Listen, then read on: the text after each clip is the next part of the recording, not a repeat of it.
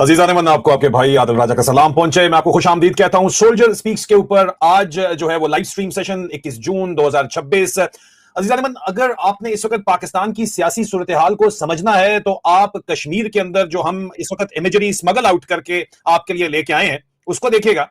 और दूसरी तरफ यहां पे जो कश्मीर में खून बह रहा है और दूसरी तरफ स्विट्जरलैंड में लेक लुजर्न के ऊपर एक जो बकायदा लग्जरी किस्म का डायलॉग चल रहा है जिसमें मुनीरा मिस्त्री और उसका चपरासी और उनके साथ आप यकीन कीजिए उनका साला, मुनीरा मिस्त्री का साला मोहसिन नकवी और उसका जो है वो director general military operation major general Kashif Abdullah और उसका personal secretary, private secretary to the chief of army staff या चीफ ऑफ डिफेंस फोर्सेस जो भी कहना चाहें, मेजर जनरल सैयद जवाद तारिक, वो वहां पे स्विट्जरलैंड में बैठे हुए जभियां और पपियां कर रहे हैं इस वक्त अपने अमेरिकी आकाओं को। और दूसरी तरफ जो कुछ हो रहा है कश्मीर के अंदर जो हम आपको दिखाने जा रहे हैं, तो अजीजा ने मन दोस्तों, आज स्विट्जरलैंड के लग्जरी कॉन्फ्रेंस हॉल्स का हाल भी हम आपको दिखाएंगे और उन लग्जरी कॉन्फ्रेंस हॉल से रावलाकोट के खून से रंगे हुए मैदानों के दरमियान जो फासला है वही फासला पाकिस्तान की सियासी हकीकत है। इसमें किसी को कोई शक नहीं होना चाहिए। मैं आपको तफसीलात दिखाने जा रहा हूं। कल रात के मनाजर में पहले आपको दिखाऊंगा, मैं स्विट्जरलैंड भी आपको लेके जाऊंगा, बहुत कुछ आपको बताऊंगा, वो चीजें जो पब्लिक डोमेन में किसी सूरत नहीं है, जिसकी वजह से इतनी शदीद तकलीफ है पाकिस्तान के अंदर अस्करांडू ब्रिगेड को कि मेरे खिलाफ नई नई मुहम्मद चलाई जा रही है।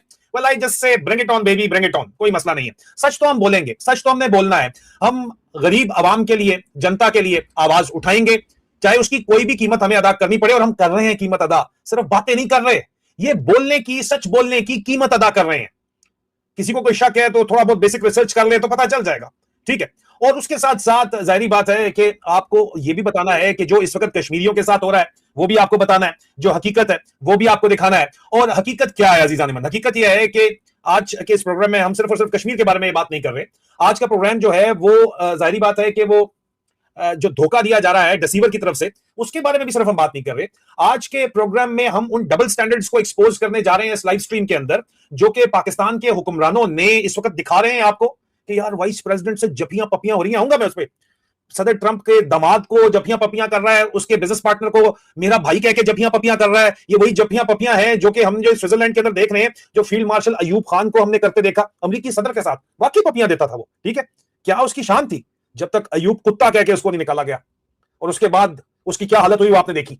जनरल जियाउल हक भाई, उसकी क्या मतलब के शशके प्रोग्राम थे, सदर रेगन से लेके सदर बुश तक, सीनियर तक, देखा था आपने उसका क्या भयानक अंजाम हुआ आमों की पेटी से, वो भी देखा था ना। जनरल मुशर्रफ को भाई बुश जूनियर साइड पे खड़ा करके, और क्या डार्लिंग था वो अमेरिका मीडिया का।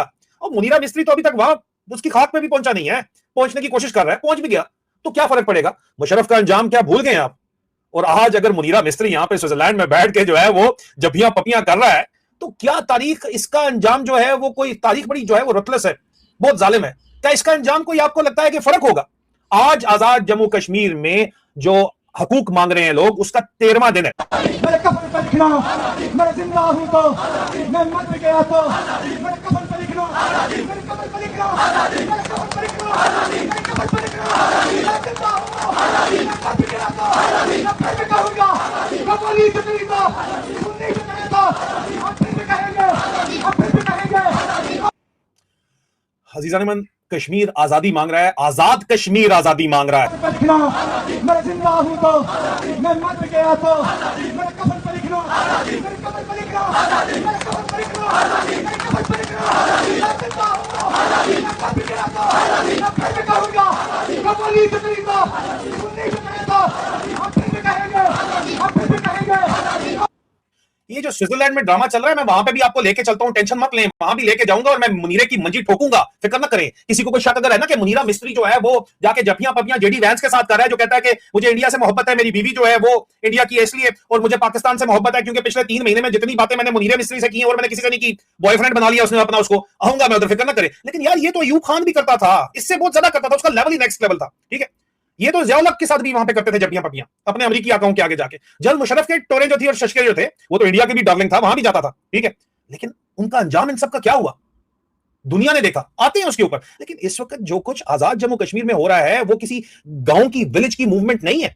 एजेके आजादी मांग रहा है, वहां पे खवातीन आज दिन तक प्रोटेस्ट कर रही हैं, यूथ मोबिलाइजेशन हुई हुई है, ठीक है, गांव गांव के अंदर इस वक्त मोबिलाइजेशन हुई हुई है, और ये मूवमेंट खत्म नहीं हो रही, ये मजीद इवॉल्व हो रही है।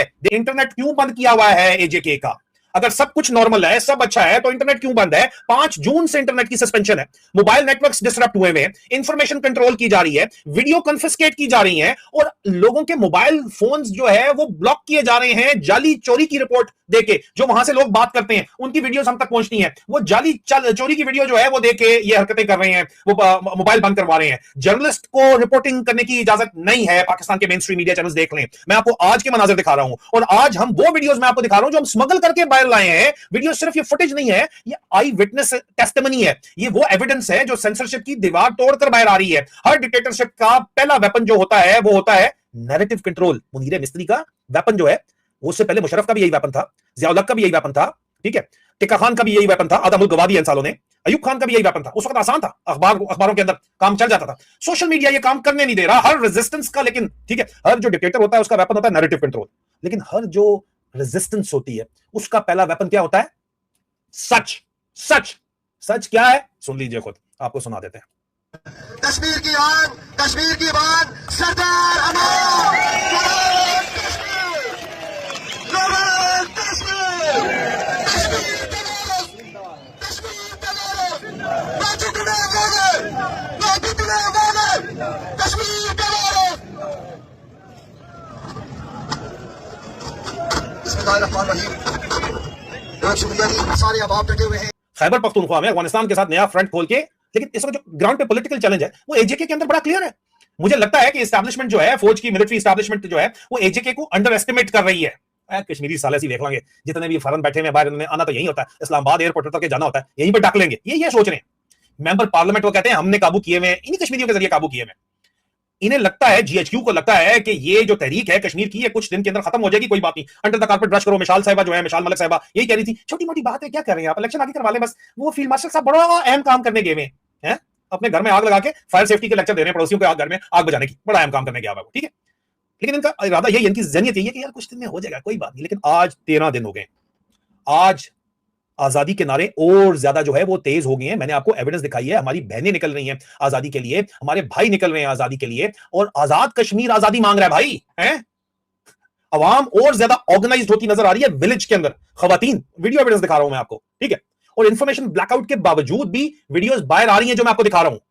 तो डंडा, फोर्स, सेंसरशिप और अवाम का गुस्सा, ये तीनों चीजें जब मिलती हैं तो फिर जानी तारीख बदलती है, हिस्ट्री बदलती है। ये फॉर्मूला कभी भी सस्टेनेबल नहीं है जो मुनीर मिस्त्री ने लाया हुआ है। और ओवरऑल ग्लोबल जियोपॉलिटिकल पिक्चर के ऊपर अगर आप जज्बात को साइड के ऊपर रख के बात करें, तो एजेके की स्ट्रीट्स और स्विट्जरलैंड के कॉन्फ्रेंस हॉल्स आज एक दूसरे के ऑपोजिट खड़े हुए हैं, मुखालिफ खड़े हुए हैं।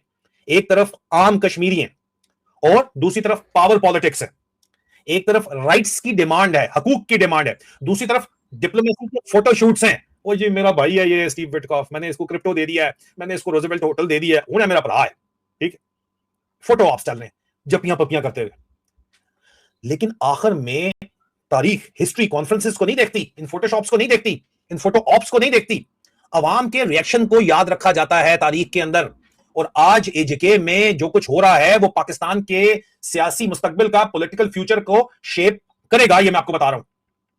आज हम लेटेस्ट स्मगल वीडियो जो मैंने आपको दिखाई है, ये जो मैंने आपको ग्राउंड रिपोर्ट डिस्कस की है, ये रावलाकोट के जो नए